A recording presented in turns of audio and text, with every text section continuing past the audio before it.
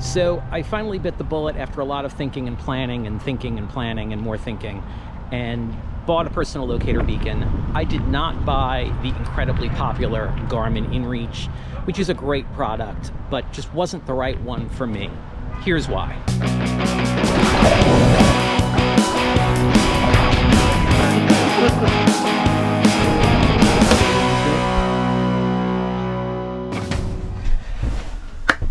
Welcome back, everyone. Good to see you all on this fine day. So yes, I finally made a decision. I've been thinking about it for a couple months, and then some changes occurred in some trips that I have coming up. And because of those changes, it forced me to make the decision. I was out of time because I had to have a device by a certain date. And so I needed a personal locator beacon. I realized that I needed one when I started paddling here in the ocean more. I started talking to other paddlers, and I realized a number of paddlers who are going out into bigger water, more exposed conditions, are carrying a small beacon. And so I realized, I really need to do that. So I bit the bullet and bought a personal locator beacon. I did not buy a Garmin Inreach product. There are many different Garmin Inreaches. They are extremely popular. I know a lot of people that have them, that use them, that are super happy with them. They were just not the right thing for me. I went with an Acer Rescue Link 400, which is this guy right here. And so let's talk about my decision-making process and why I chose this one and why I didn't choose the incredibly popular Inreach. Okay, so why did I buy a Rescue Link 400 as opposed to an Inreach? For me, it came down to sort of three categories, and the first, as I sort of mentioned, is price. The first thing is that I hate monthly subscriptions. I really despise them. The Rescue Link that I bought was close to the lowest priced unit. There is a brand new Inreach Messenger, which was $40 less than this. But a big part of it was price, and with this unit, I don't have to pay a monthly subscription. For a little while, I was considering buying a Garmin GPS Map 66i, which is a really wonderful handheld GPS. The GPS maps are, in my opinion, as good as it gets in terms of GPS, handheld GPS units. I almost bought the 66i, which has Inreach capabilities, but then that would again bring me back to a monthly subscription for the Inreach services, and the unit itself was almost double the price of what I ended up buying. And the reason I was considering that was that my handheld GPS, I have a Dakota 20 that is 13 years old. It still works fine, but it will no longer interface with Garmin software. It is that old. So I'll need to replace that. It'll make it through probably another year before I get really forced to have to. So that service fee, or that subscription, is really paying for a feature that I don't want, which brings us to features. I do not want or need satellite instant messaging. My wife doesn't want me sending her messages every day while I'm out adventuring. There's really nothing in that feature set that sings to me. I go to the outdoors to not have that level of communication, so I don't want to add it. Yes, there are benefits to that in an emergency, but the Rescue Link does what I really need to do, which it has what I call the get me the hell out of here button. So I don't want that sort of instant communication with the outside world, and I certainly don't want to pay a monthly fee for it. Though there is one feature of the Inreach satellite messaging that I could see occasionally liking, which is the weather function. So the ability to get a weather information sent to me by satellite is super cool, super important. But the fact is, most of the places that I paddle, I can get weather via my VHF or via cellular, and when in doubt, my watch has a barometer in it. So that would be nice if I were doing something like crossing an ocean, but that's not going to happen in the near future, unfortunately. So great feature, but I don't need it, and the satellite messaging is super great, and I don't need it. And honestly, when I worked at REI, the people that were mostly buying Inreaches were people that were doing trips that they needed that connectivity to keep a partner or a spouse or a parent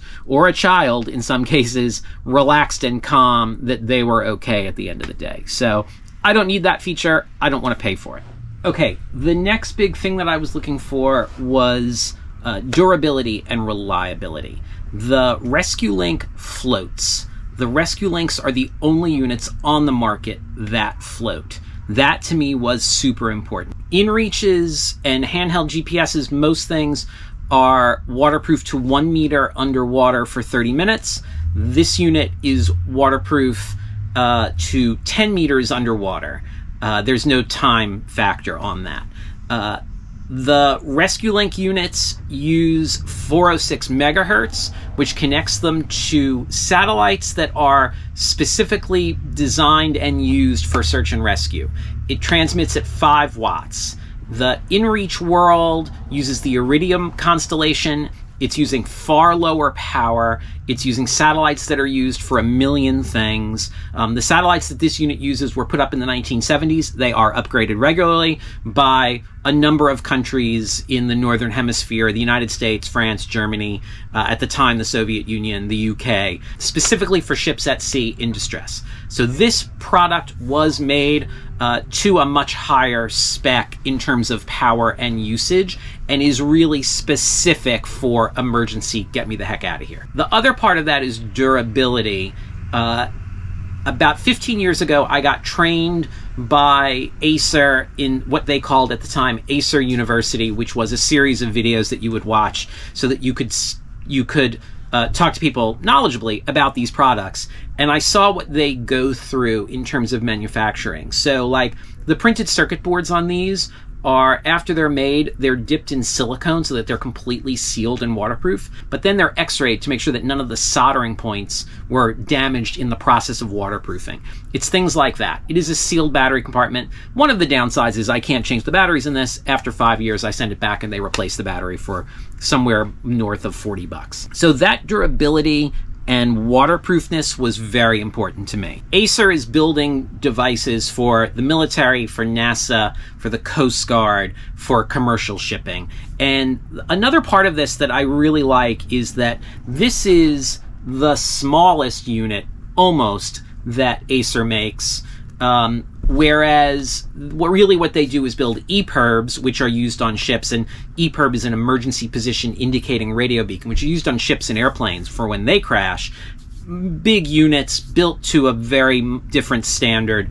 So this is like the smallest, simplest thing that they sell, whereas the Inreaches and all that other stuff, that's the pinnacle of what like Garmin does.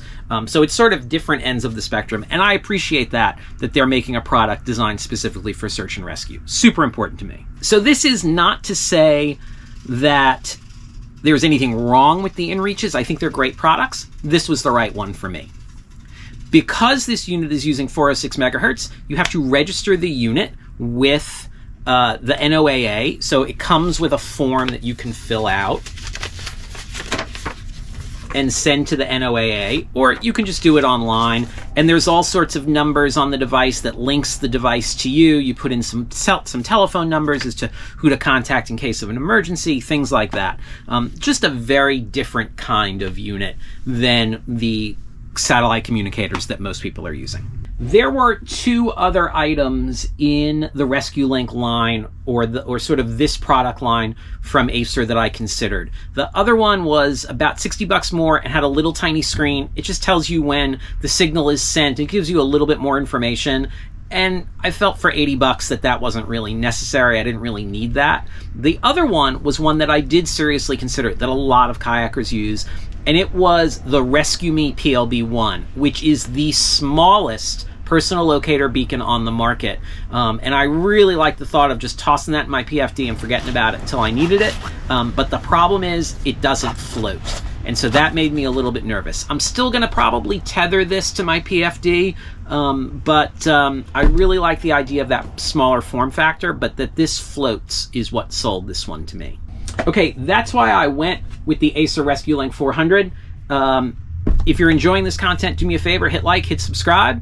If you want to help me defer the cost of this rescue link for my own safety, you can buy me a cup of coffee over at Coffee, link down below. My books are available on Amazon and Apple Books for the iPad. Otherwise, I'll see you on the water.